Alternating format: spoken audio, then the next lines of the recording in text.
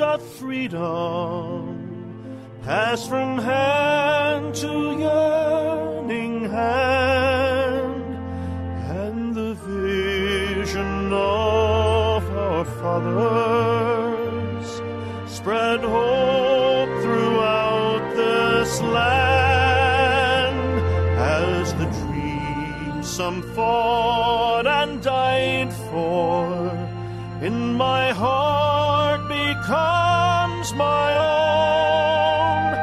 I will strive to keep her promise, America,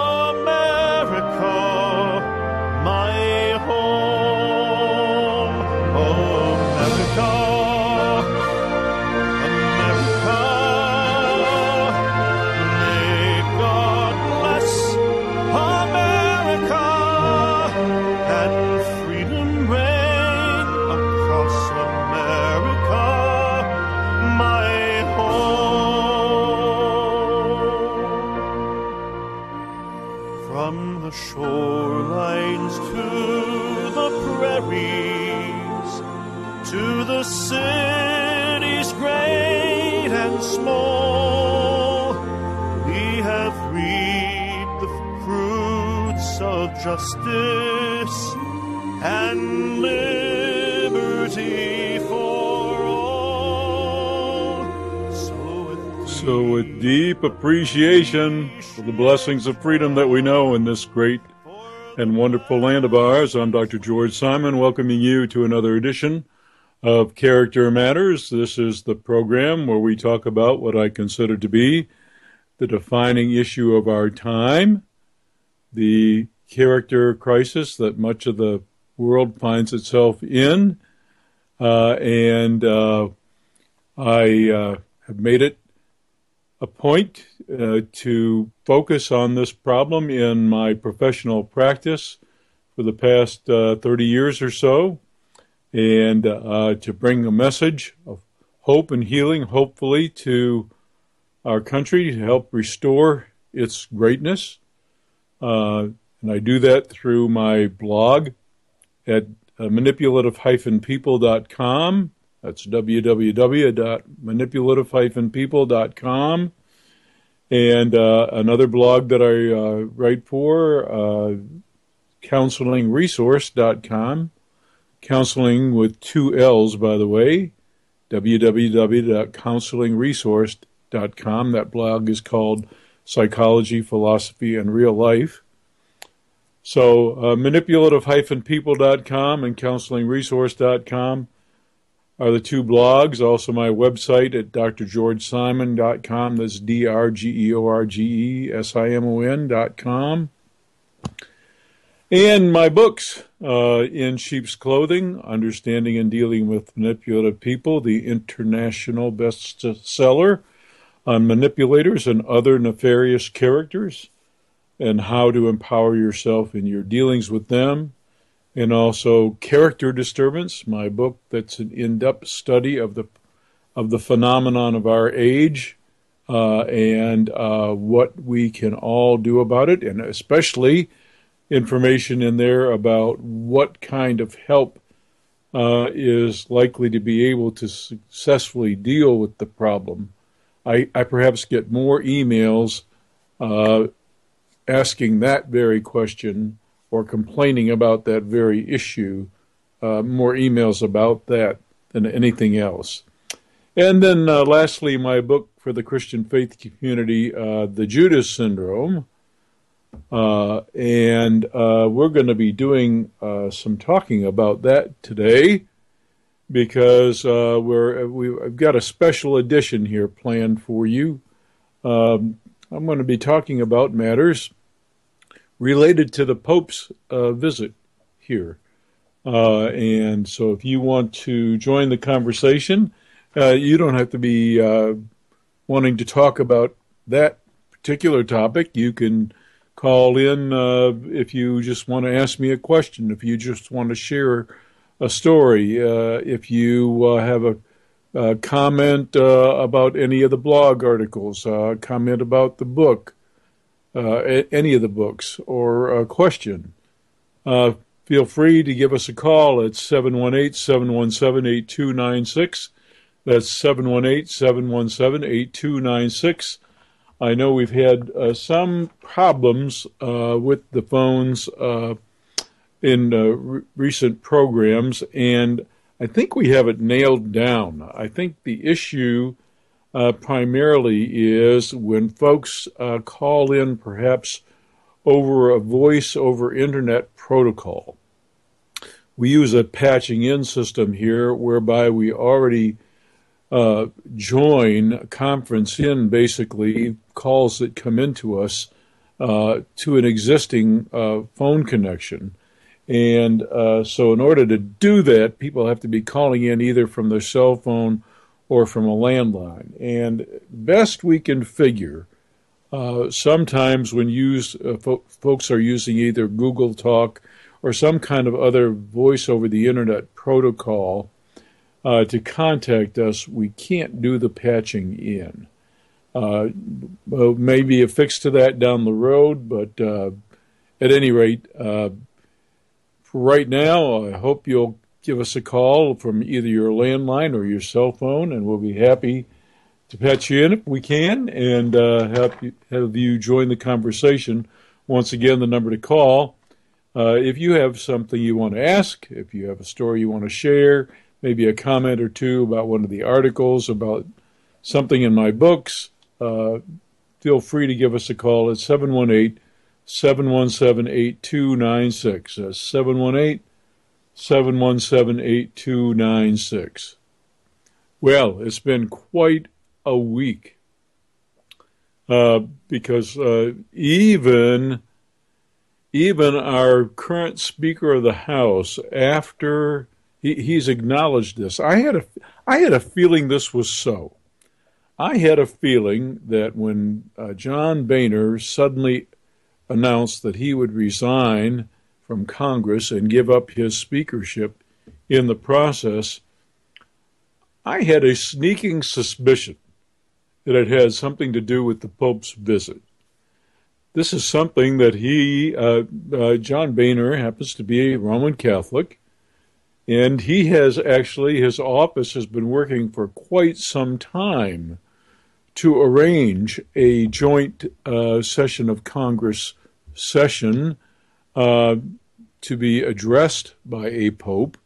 He's been working on this for some time, and it pretty much was kind of a dream come true for him to have the Pope come and make this address during his visit here. Of course, his visit was primarily to attend the family conference in Philadelphia, but he made some other stops along the way.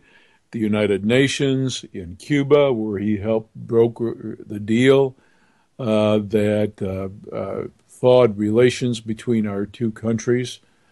But I had this feeling that the Pope's visit had something to do with Boehner's decision, and he, this weekend, acknowledged that it was the Pope's speech in particular that set the message home to him that, we are just too divided in our politics to have as our core concern the welfare of people. And tiring of trying to do that, I see we have a call coming in. I'm going to go ahead and take it. Hello and welcome to Character Matters. Hey, how are you doing, Dr. Simon? I'm doing fairly well. How are you? Good. Okay. Welcome to the program. Thank you, sir. I'm just talking right now about this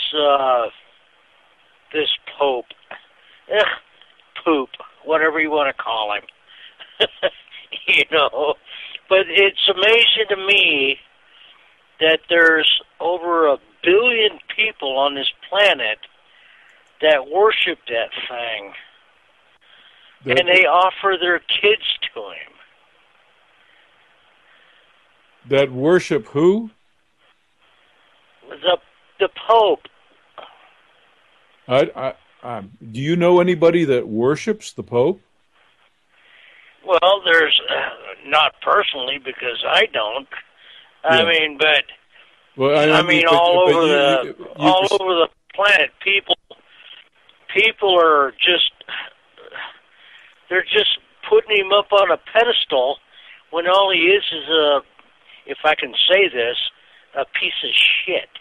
Well, I'm sorry, sir, but I'm not going to allow that kind of talk on the radio today. So. Oh, okay. I apologize for the language there, okay? Yeah. You may have some sentiments yourself toward the person. You may also... No. I'm not religious at all. I mean, I could care less what anybody believes in, but it's just amazing to me that people just bow down to the guy. Well, maybe if you'll listen a little bit, maybe that's exactly what I wanted to talk about today. And so if you'll hang on for just a bit, perhaps you'll have something else to contribute here in just a minute. So hang on for just a minute. All right, okay. I'll hang on. I think there is something in all of us that wants to have a role model for human concern. I think we are the only creatures on the planet that have to, by choice and by choice alone, serve one another. We don't come by that naturally. We don't follow the program. We're not like little lizards or insects or any the other creatures. I don't even like calling them lower creatures, but we're not like those creatures that simply follow the program. We have choices. So there's no. See, that's the key word there. You just said the key word. It's a choice. Yeah. Well, here's a man who has made some choices that I believe are exemplary, and I don't mind honoring the nobility of those choices. And I think we need more of that. And by modeling that kind of behavior, if he can bring 1 billion people to their senses, more power to him.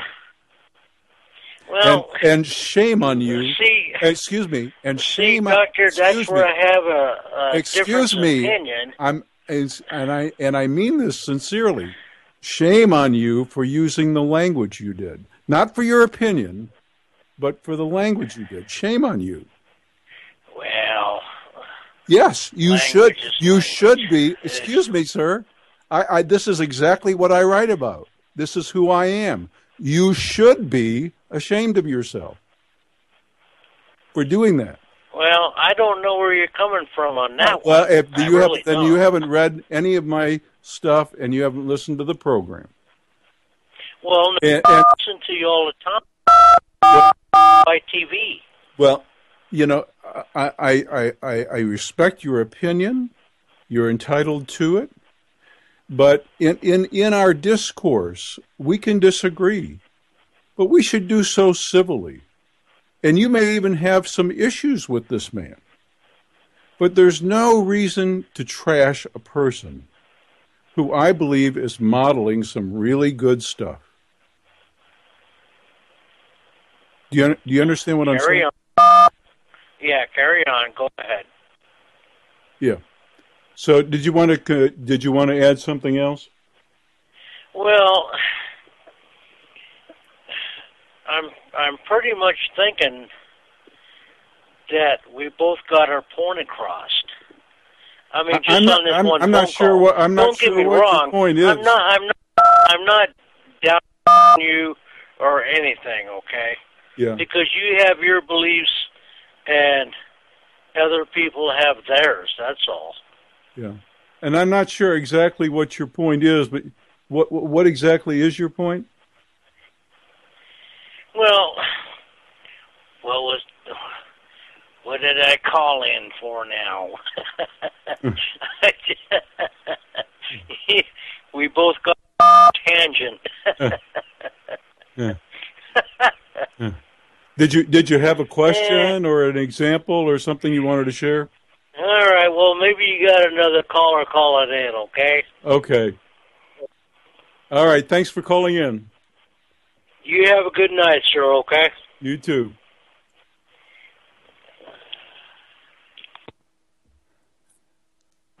Well, I thank the caller for his opinion.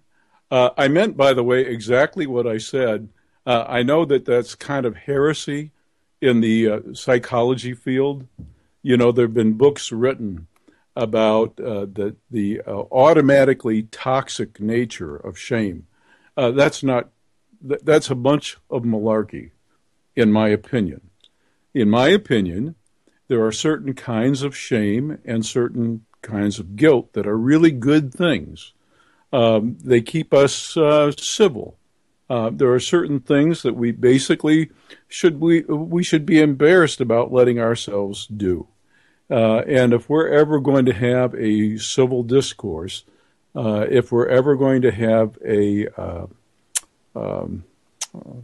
empathic discussion about ourselves and our future, an honest, empathic, caring discussion. And that's, by the way, what I've been writing about in the current series of articles on manipulative-people.com.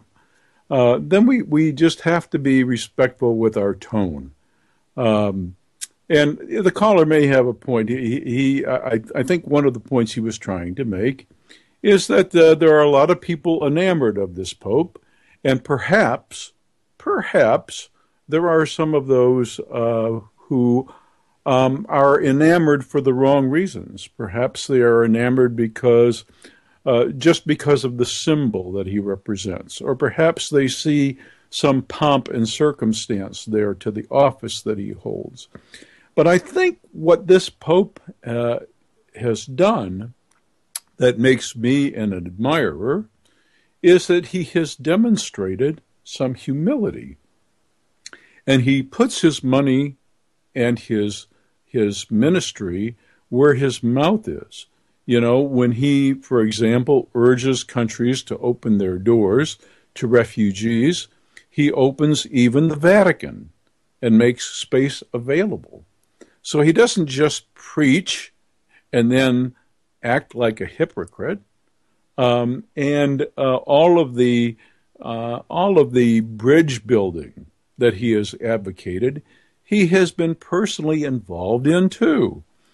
He had his hands in, for example, thawing the relations between Cuba and the United States. He's had his hands in helping resolve some of the European debt crises. He's putting his money where his mouth is, basically, and showing through his actions that he really does care. And to me, the impact that's having gives me just a small taste of the kind of emotional impact and the kind of role modeling that maybe even Jesus himself did when he was on the planet and began to draw people to himself. So I give him kudos for that. I don't think you really have to be affiliated with the Catholic religion. I don't think you have to be religious at all. Matter of fact, I think I've even read some posts by dyed-in-the-wool atheists who are impressed with the Pope's apparent sincerity, his humility, and the work he's doing. So I have to say I'm a fan. I'm not a fan of every single thing that organized religion does, by no means. As a matter of fact, I think sometimes it's unfortunate. But when it comes to fundamentalism of any kind, I think there are folks that we have another call coming in that I am not going to be able to accept, I'm afraid, because it's coming in either off of an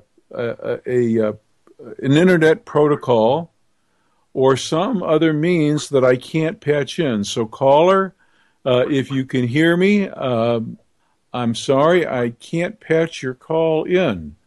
You probably are not calling from a cell phone or a landline, so I can't patch you in. I'm sorry to say. So if you don't mind trying in later, maybe from another number, I'll be happy to take your call. So I think that what happens with fundamentalism is that we have a situation where people take their metaphors way too seriously. You know, there are certain writings that some people consider sacred. There are certain rituals and whatnot that people practice that were developed for a reason, and they were never meant to be taken literally. So one of the problems, I think, with fundamentalism is when people take literally certain things, and then especially the problem comes in is when they use either the name of their religion, they use their beliefs, or they use a selected passage from their holy book or whatever to justify all means of inhumanity. This is really crazy. And, Jesus himself is reported to have said that you cannot say that you love a God who you don't even see and you don't even really know personally. You can't say that you love that God and then hate your fellow man at the same time. You can't hate the work of this God and then say you love the Creator. It just doesn't work that way. So what I want to say is I find in this Pope a refreshing and charismatic leader who has the ability to convey with his humility what is so essential to the human heart. It's absolutely essential. There is no force greater than love. And we, as a species, will have to get pretty darn honest with ourselves, about ourselves, and with each other, about each other, pretty darn soon. And we're going to have to have our mutual concern at the forefront if we're going to survive. If we're going to survive as a species. You know, nature is pretty brutal in its consequences. The way nature works, only those fit species survive. Only those species that are fit for their environment and don't destroy their environments. And don't wipe each other out. Only those species survive. So we have it within our power either to get our act together and prosper or destroy each other. Once again, caller, I see that a caller is trying to call in. I can't accept the call, and the reason is that the reason is that the number calling in must be a number that is coming in over the internet or through a VOI protocol, and I can't patch you in. So I'm sorry for that. I wish I could accept the call, but I can't do it. So please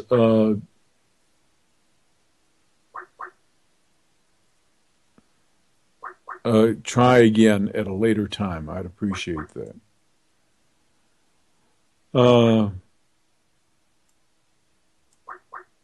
I'm going to see if I can fix this up here.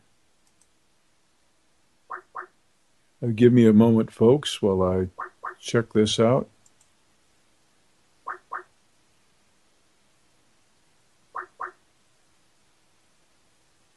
Yeah.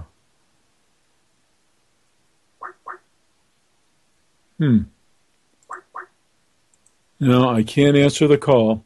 Sorry. Once again, if the caller is listening, I can't patch the call in, and I believe that's because it's coming from a phone that's using a voice over the internet protocol, and that's why I can't patch you in. So I appreciate it if you can call from a cell phone or from a landline that does not use a voice over the internet protocol, and I should be able to patch you in. And I apologize for the difficulty we're having here.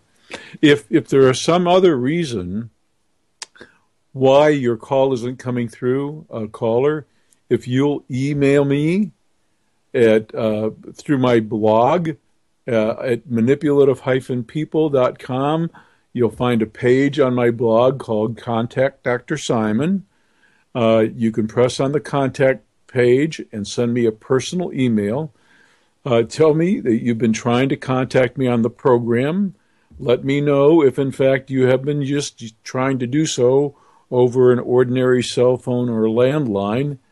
And then if that turns out to be the case, then we're having a bigger problem with our phone system than I think. And so I will forward that information to our producer, and we'll see if we can't get that resolved. So, at any rate, I've been talking fairly unusually tonight about the Pope's visit and the message that I think that he brings, and asking for comments. But you can call in about anything, about any of the articles that I have posted on the internet. There's hundreds of them at manipulative-people.com and at the counselingresource.com website. And also any of the material in my books, In Sheep's Clothing, Character Disturbance, and the Judas Syndrome. I see another call is coming in, and I'm going to try and take this call. So hang on one moment. Hello, and welcome to Character Matters. Well, that worked. Have you been trying to call in? Yeah, excuse me. Yeah, I have been actually. I tried dialing the number through my Skype, which always works. But I know people try to call me. Sometimes it works, sometimes it doesn't work. Some numbers you can get through, some you can't. Well, I'm glad you were able to get through. So, welcome. What can I do for you? Well, I've been listening to your show, and it's the first time I've ever listened to your show, and I'm happy to talk to you. But your book was about dealing with manipulators, right? You wrote a book about dealing with manipulators? In Sheep's Clothing, yes. Is that what the book was? I'm going to have to read it now, and I will. I hope you do. I will. Did you have a question? Well, yeah, I have a question or two. One, I've been listening for a while, and I'm absolutely astounded that you wrote a book about manipulators. Yes. And here you are basically running shotgun for the manipulators. And I find that absolutely interesting, if you will. I'm not sure what you mean, sir. Well, I don't know how deep a researcher you are. I know you wrote a book and all, and that's good, and I will read it. But to defend the Vatican or to defend the Pope is incredulous. I'm not defending. Is there a larger manipulator on the planet? Because I don't know of one. I have no other organization on the planet with the manipulative tools at hand and that use them constantly than the Vatican. And you wrote the book on how to spot a manipulator.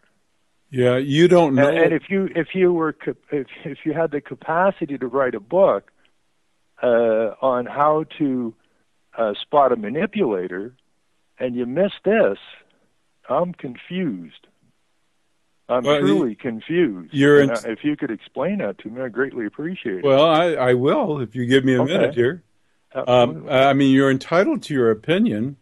It's not my opinion, my friend. It's a fact. Well, okay, it's a historical fact. It's a historical fact that this Pope is the biggest manipulator on the planet.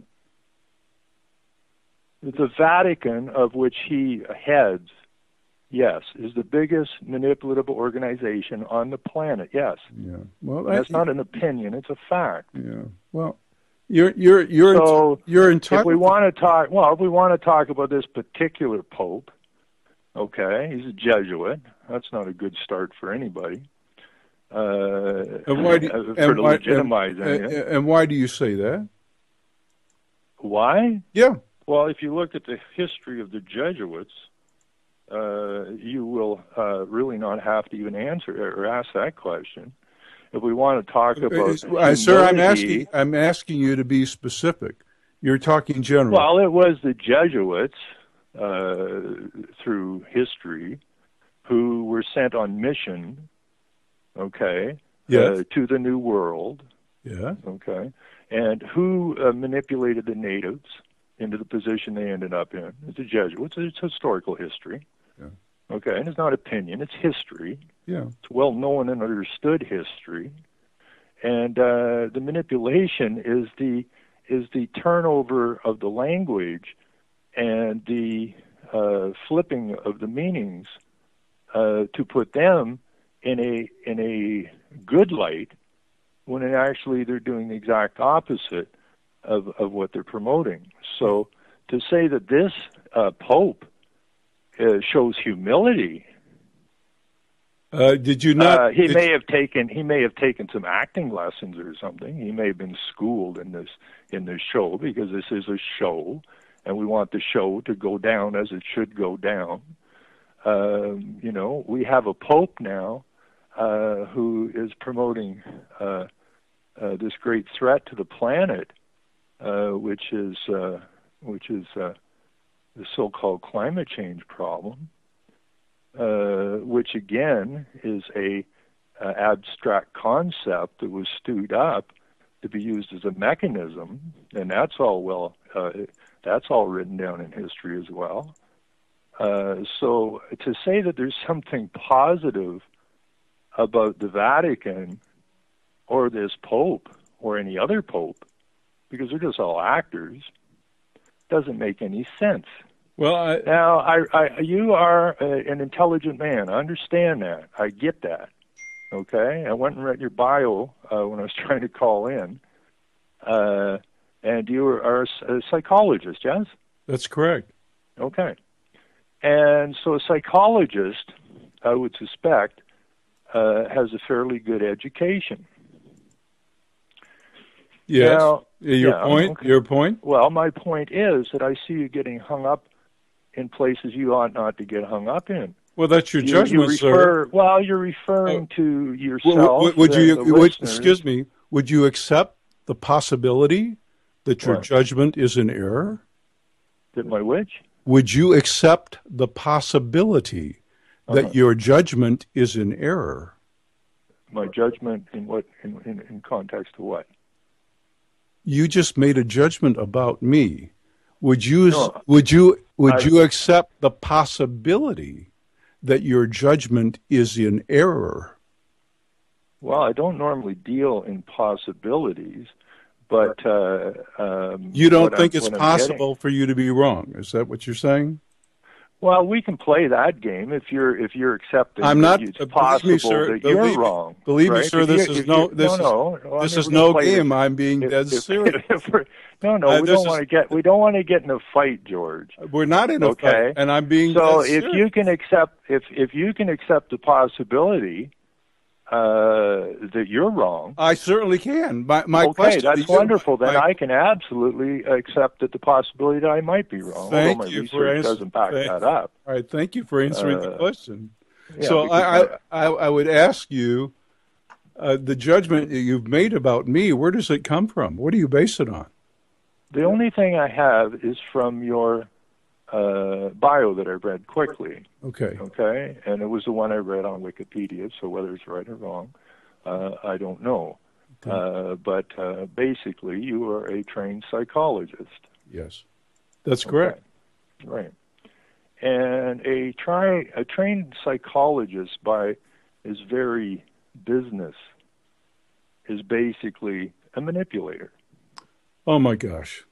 Okay? Because you will take a mind who... No, listen to me out, George. Your job is to take someone who may be having problems and to figure out what their problems are, and to, like a chiropractor almost, George, if we can use that, because my friend was just down here for a visit, and he's a chiropractor. Yeah. So someone comes into his office with a problem, and his job is to manipulate the body in order to alleviate the problem, the physical problem. And your job as a psychologist is to basically manipulate the mind, to bring the mind into what would be an acceptable place. Of course, that is basically called normal. Excuse me. That is a way to see it. Would you accept the possibility that that perspective might be in error? Now, I don't know why we're trying to have a conversation and everything I bring up. This conversation between us is almost over.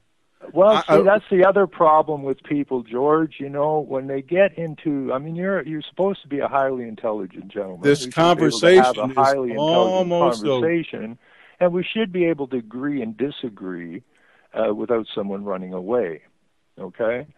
And my experience through my lifetime has been manipulators tend to, once they get into a spot they don't feel comfortable in, tend to run away. And I don't really want you to run away because I don't want you to leave with anyone thinking that you may be a part of a particular situation. Let's get back to climate change, and let's get back to the Pope, and let's get back to a few words that you used earlier in the show that really kind of put up some they're kind of like words that need to be dealt with here. And one is species. I heard you word species, okay? Mm-hmm. And I heard you use the word humanity and human in that, okay? And I heard you talk about Jesus in that. And this is what I see so often, is the mixing of terminologies in that. Excuse me, sir. To put something forward. Excuse me, sir. It's clear that you heard a few things, and you made some very general conclusions. Well, you're the one that said them, George. Excuse me, I'm not going to fight George, with you. And you wrote the book, in 5 seconds, I'm not fighting with you. In 5 seconds, I'm going to hang up on you. Well, that would be the normal way someone would run, yeah. That's the way I run. I'm asking you not to run. I think we can end up with a very good conversation here. I don't think so. I don't think you want to. Would you accept that there is the possibility, George, that we could turn this around and have a good conversation? If you could accept that possibility, if you could accept the possibility that not all your opinions are correct, and nor are yours. Well, I never said that they were. Well, I never said that they were. to put that forward. You're very adamant about what you're saying. Okay. Sir, what? This is over. Oh my goodness. I'm going to take another call. Hello and welcome to Character Matters. Hey, Dr. Simon. I'm here chatting, listening in, and I'd like to say, first of all, that emotion is running wild here because of the Pope. And I don't believe anybody heard a word you said. Matter of fact, you didn't even get a chance to even say what you was going to say. I think you're talking about the man's actions. Yes. We all have a different understanding of our ideas and beliefs. So I think you're being treated unfairly. This is your show, and you're in charge of it. So sorry, Ron, Road Dog, the other caller. I think a little respect is in order here. Well, I appreciate your comments. I don't like hanging up on anyone, but when someone has a particular axe to grind, I don't like them to do it through general statements and pure opinion. I think we need to have an honest and frank discussion about a lot of issues. And we don't need blanket statements. We don't need broad brushes. And we especially don't need hostility. We have a lot of problems to address. Absolutely. And I would like to say that, Ron, I listen to Ron here. He's a host also. And not having listened to you before and having no idea, then automatically that draws conclusion that you have a particular agenda here, and I don't think it was fair that you're not even heard. It's taking up nearly the whole program here, battling back and forth. Yeah, and I didn't want to hang up quickly. I give a lot of benefit of the doubt, and I was just really hoping that we were going to enter a really meaty, open and frank discussion about some really important issues. So I kept giving it a try as long as I could. Well, I don't know if you're a Christian. I assume that you do. I know we're neighbors. I live over here north of Clinton, and I know you're north of Little Rock. I enjoy your program. I learn a great deal. I post your show weekly to UCY and share it. I think you have a lot to say, and to be fair to Ron and Road Dog, I know Road Dog listens a lot. He's here. But to be fair, nobody even heard what you was going to say. You took the first call before you even finished your thought. So, well, my point is basically this. My point is that it is always, I think, what attracts people. I'm like I said earlier in the program, I think certain people perhaps are attracted to this man for the wrong reasons. Maybe they're attracted to the glamour of of his position. Maybe they're attracted to all the trappings of the Vatican and what it represents. Maybe they're attracted for a lot of the wrong reasons, but also perhaps maybe there are some people who are really being positively impacted by what appears to be, and he could be an actor, a complete phony, and a manipulator. I don't see it, but he could be. That's one person's opinion. But I think what's happening here is that people are responding to what appears to be a man's humility as a leader who wants his church to be more in service to the poor and disadvantaged. Well, I can't pick a fight with that. I cannot disagree with the notion there, the idea. What was not being able to be said because of emotion. The general audience here are there's so many names. People supposed to have the truth that it's so subjective. First of all, some people blame Jews and others Jesuits and so forth. And the fact is that inside of every organization, whether it be governmental, religious, social, whatever, there appears to be those that are in control for social manipulation, social engineering, I mean to say. So we're not all on the same page, but when we come back to the very fact of character, you're making a judgment on what he has said by his character, and other people are seeing here that's going on in chat now about the fact that the religiosity and the control factor in these people that are put into high places they're not on the side of the people. So although I agree with you, I also disagree with you in the fact that I don't think the Pope is a good man. But nonetheless, you don't think? Well, see, let's have a discussion about that. I'm interested in what you see that you don't like, that leads you to the conclusion that this is not a good man. Without having the exact specifics in front of me, I'll have to go with generalities. That he is a Jesuit, and the Jesuit order has been in behind the scenes throughout history for a great many years, almost 2,000 years now, since Constantine created the church. There was a big split Christianity at that time. So he's also been allegations of pedophilia. There's, of course, that big problem in the Catholic Church. Well, I think I hear what you're saying very much about all the abuses that have occurred within the church. There's no question about that.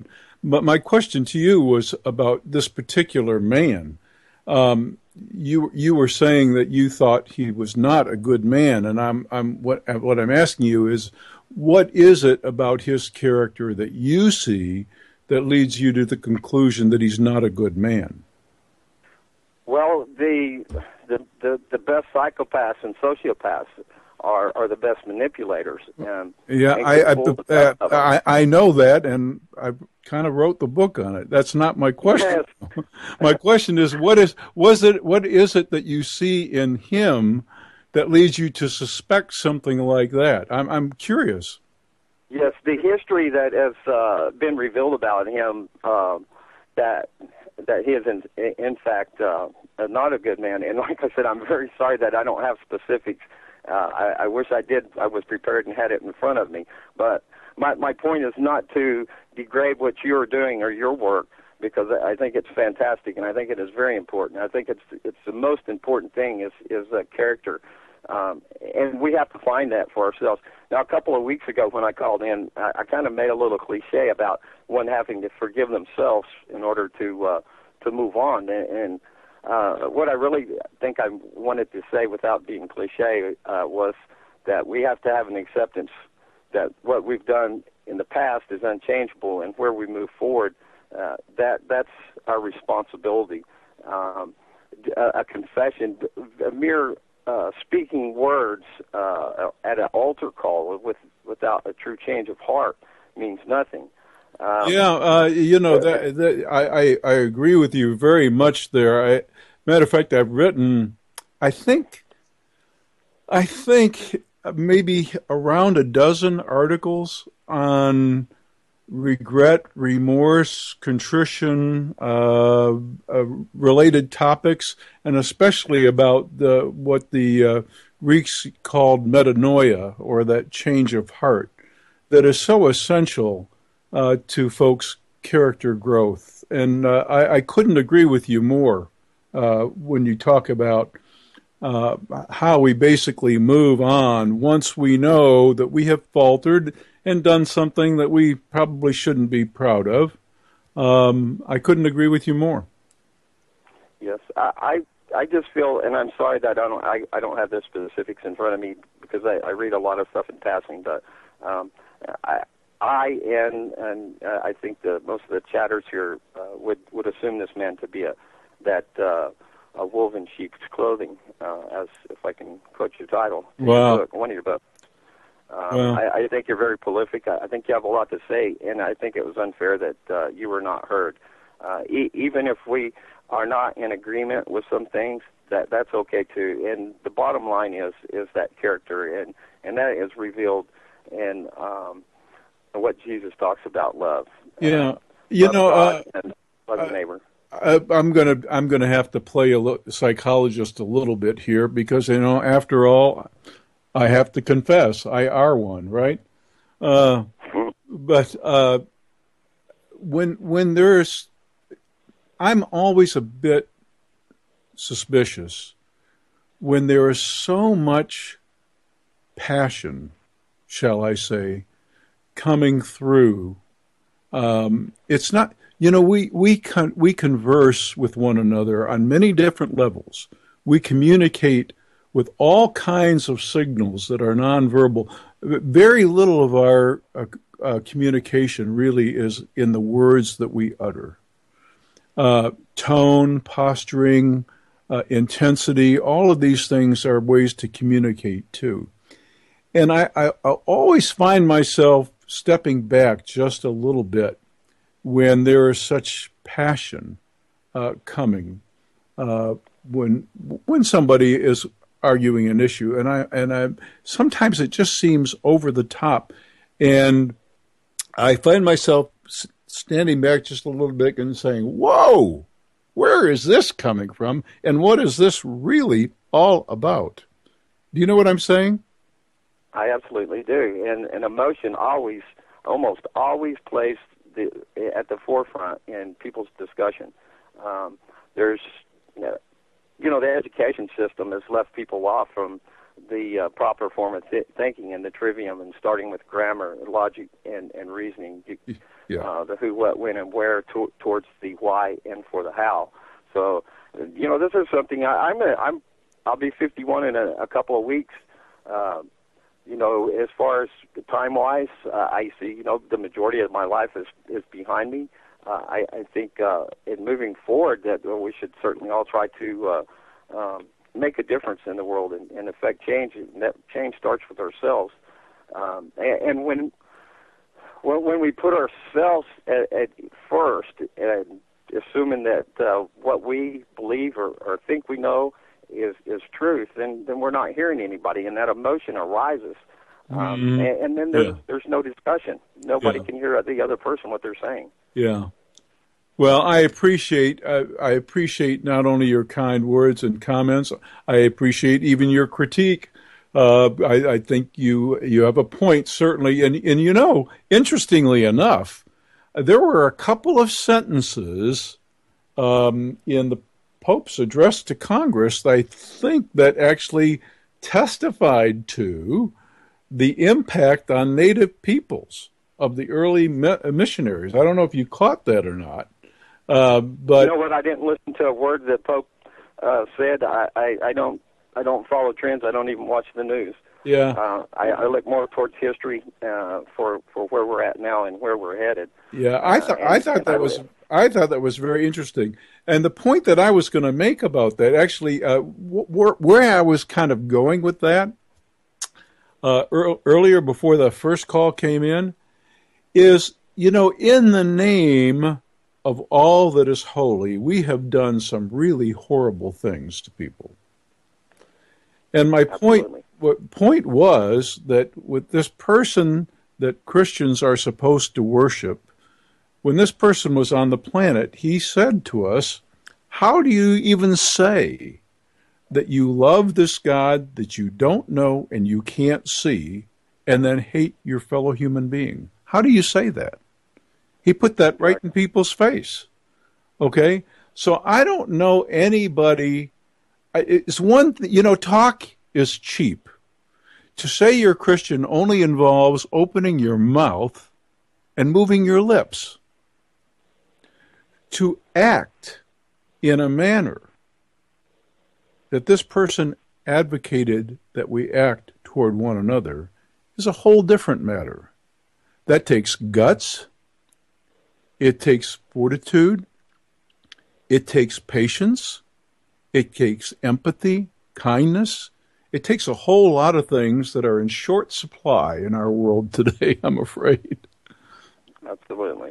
And everybody probably have some good left in them. I don't know that anybody's completely evil. I think it's incremental, a hardening of the heart.